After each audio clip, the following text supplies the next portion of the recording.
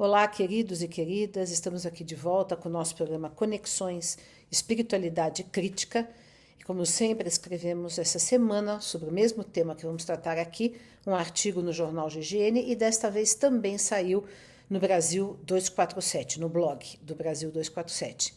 O tema é dilacerante, para dizer o mínimo.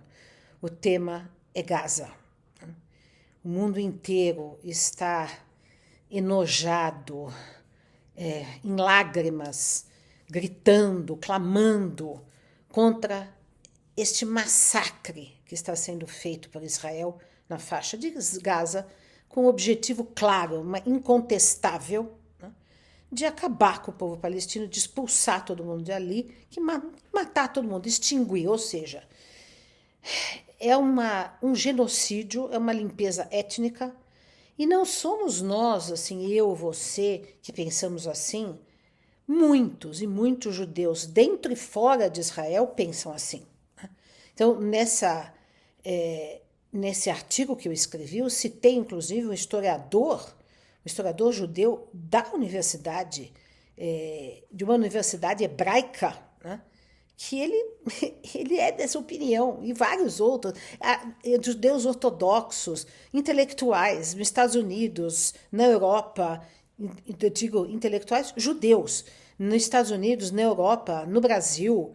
Né? Nós temos aqui, por exemplo, o Breno Altman, um jornalista que faz uma campanha, né, bastante consistente, diária, contra esse massacre, esse genocídio dos palestinos. E o mundo olha em silêncio. Agora, algumas leves objeções dos governos, falaram um pouco mais duro, depois que já morreram mais de 50 mil pessoas, mais de 20 mil crianças. Os números são até, não são precisos, mas todos os números que a gente lê são astronômicos, são absurdos, né? São imorais, são indecentes. E população civil, e médicos, e crianças, e mulheres grávidas, e bebês. E não bastasse todo esse massacre por bombardeios, por drones, por incêndios, por invasões, por terra, né? ainda eles impedem qualquer ajuda humanitária. Então, o povo que sobrou lá, o povo que está lá, numa Gaza devastada, não sobrou nada, nem hospital, nem universidade, nem escola, nem casa, quase nada. Né? Então, num lugar devastado, em que não há mais nada, Israel ainda impede um corredor de ajuda humanitária. Né?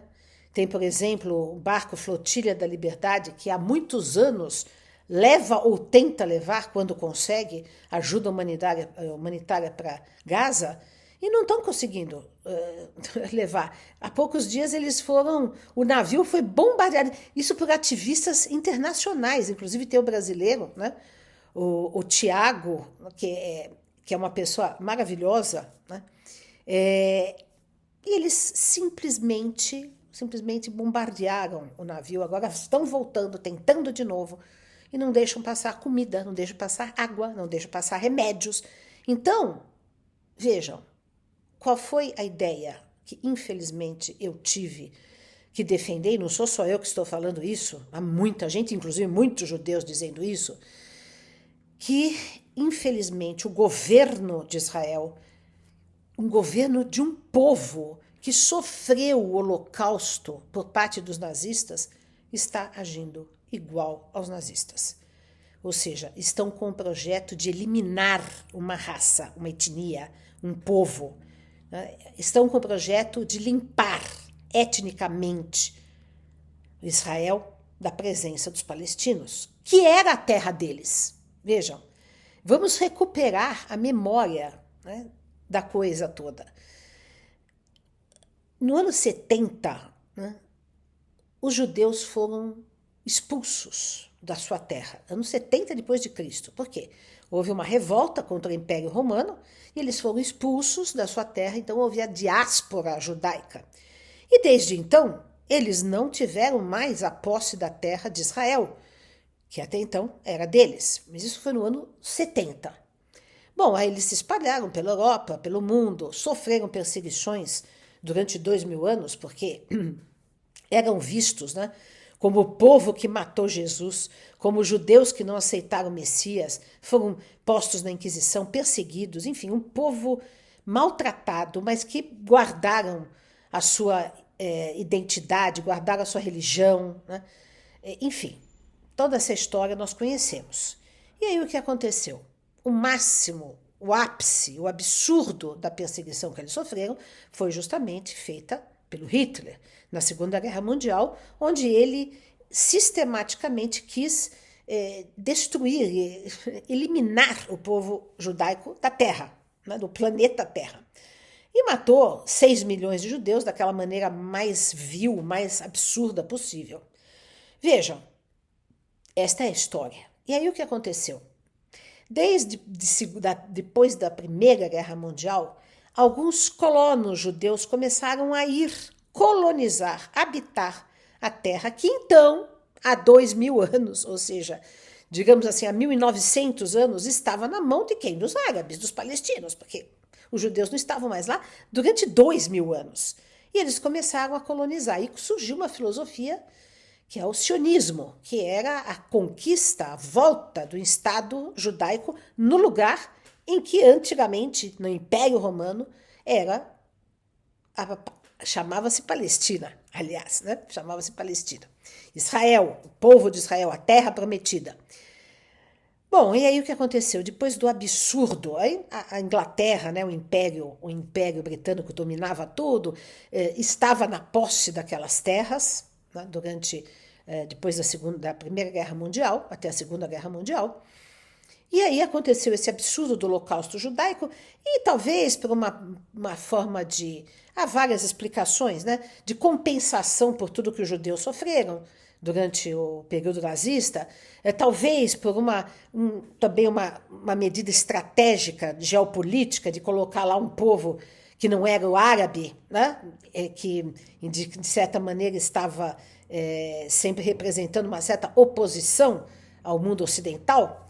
Então, criou-se o Estado de Israel. Onde? Onde os palestinos habitavam. Eles tinham casas, eles tinham comércio, eles tinham universidades, eles tinham hospitais. Ou seja, tudo o que é hoje o Estado de Israel não existia, era dos árabes. Mas não criaram simultaneamente um outro Estado palestino, não dividiram sequer a terra. Já dividir seria um problema, mas não dividiram. Deram, né, quer dizer, dividiram sim, mas não legalmente instituindo um Estado palestino. Né? Não. Então, o que aconteceu? Formou-se o Estado israelense, o Estado judaico, o Estado de Israel, né? E que desde então vem, e aí muitos palestinos tiveram que abandonar as suas casas, foram expulsos, né? Enfim, é uma tragédia. Há documentários feitos pelos próprios judeus críticos a isto. Na internet se acha. O nome desse dia, desse evento histórico da expulsão dos palestinos é chamado Nakba, né? Que até hoje eles se lembram disso e falam sobre isso, porque eles foram expulsos daquilo que era a terra deles. Mas desde então... não se criou até hoje o Estado palestino e desde então o Estado de Israel foi aumentando, se expandindo e a cada vez mais aumentando o seu domínio territorial e deixando os palestinos de fora ou sob uma jurisdição rígida, né? E essa faixa de Gaza... eu não visitei, mas diziam que era um verdadeiro campo de concentração a céu aberto. Não no sentido de que eles viviam lá, eles tinham hospitais, universidades. Quando se vê as fotos agora, era um lugar bonito, à beira-mar, etc. Mas eles não tinham passagem livre, né, para Israel. Quando alguém ia e voltava, tinha que passar por filas de exames humilhantes. E fora que também há palestinos da Cisjordânia do outro lado e que também... conta-se, né, que muitos palestinos presos, inclusive adolescentes, crianças presas por Israel. Então, isso é narrado por palestinos, por pessoas nem judias, nem árabes, né, e ter os próprios judeus que criticam essa situação, né? Que não se conformam com essa falta de total respeito aos direitos humanos. Bom, e aí o que acontece? Nos últimos anos nós tivemos a ascensão de um governo, que é o Netanyahu, que é extremista nesse sentido. E que ele, obviamente, se pôs na cabeça, com adesão de muita parte da população e do exército, porque os jovens lá são doutrinados, né? Desde criança, num sentido de supremacia racial. Isto também é dito por eu falo isso no meu artigo, vocês podem verificar lá, por uma professora da Universidade de Jerusalém. Ela fala sobre isso, ela analisou os livros didáticos e que as crianças em Israel estudam. Então, são livros didáticos extremamente doutrinantes, no sentido de desmerecer os palestinos, de criminalizar os palestinos, de enfatizar a supremacia dos israelitas, enfim. Então, o que acontece? Esse governo que já está há 20 anos aí, o Netanyahu, ele é um radical, né? Ele é um sionista extremista, e agora ele está executando o projeto, né? Graças à desculpa de que o Hamas fez um atentado, etc., né? Quer dizer, o que eles fizeram já foi vingado, já foi 1000 vezes, 10.000 vezes, 50.000 vezes. Né? Não está um olho por olho, né?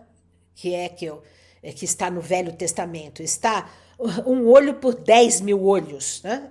Enfim, e com crianças, e com mulheres grávidas, e com pessoas, jornalistas, e com pessoas, funcionários da ONU, eles estão massacrando. Não há nada que justifique isso. Nada, nada, nada. Isso não quer dizer que a gente concorda com o método que o Hamas usou, mas entende-se que os palestinos têm alguma forma de resistência contra todo esse cenário drástico, trágico que eles vivem há 70 anos. Né? Então vejam, e o mundo? E o mundo? O que faz o mundo? O mundo se cala. Sim, os povos todos estão clamando, todos. Há manifestações em todos os lugares do mundo.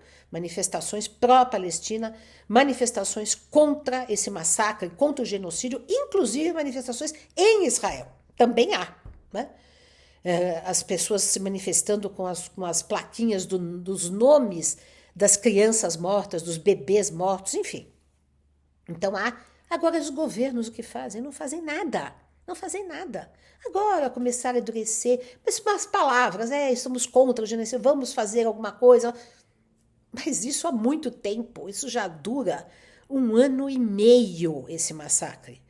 Já não tem mais o que salvar em Gaza, né?